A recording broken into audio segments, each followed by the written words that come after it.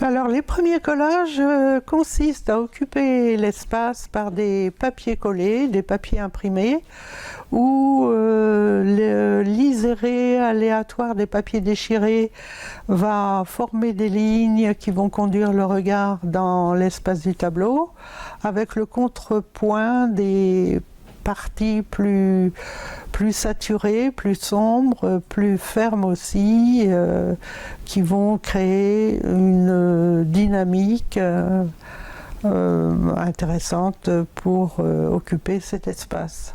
Dans le second collage, le côté imprimé, papier imprimé disparaît, et pourtant ce sont aussi des papiers collés, mais plus traités avec une technique mixte qui allie la craie grasse noire, l'essence de terpentine et la peinture acrylique.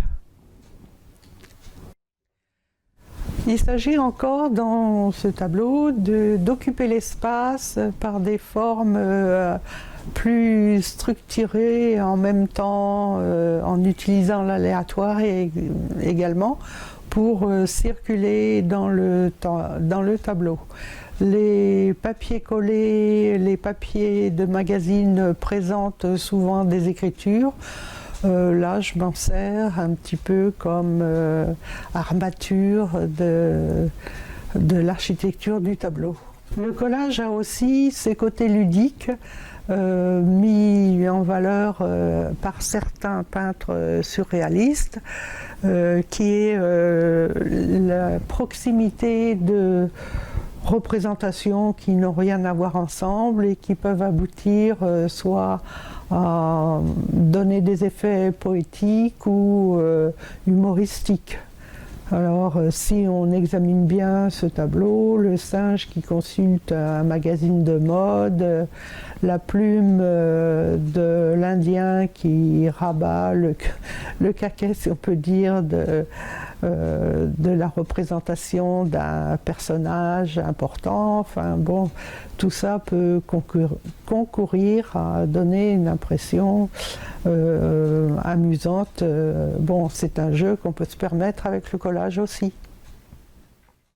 Alors, dans ce visage au contraste violent, la bouche obstruée, les yeux empêchés de voir, sont là pour exprimer la violence qu'on fait à certaines personnes, qu'on empêche de vivre pleinement leur vie humaine qui est faite de contact et d'expression.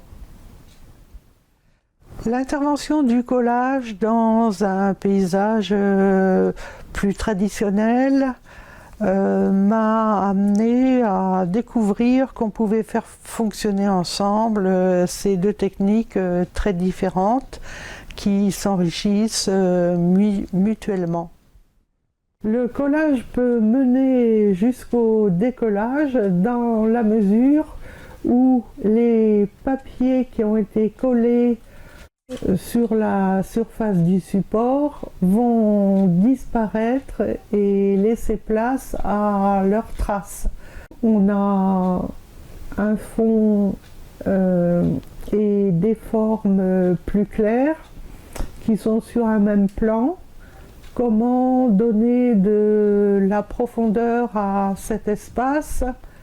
Eh bien, en faisant intervenir une autre technique plus gestuelle, en installant une sorte de rideau par les lignes, où le sujet qu'on laisse deviner va se séparer du fond par ce rideau de pluie ou ce rideau, un rideau tout simplement, qui va créer une certaine profondeur.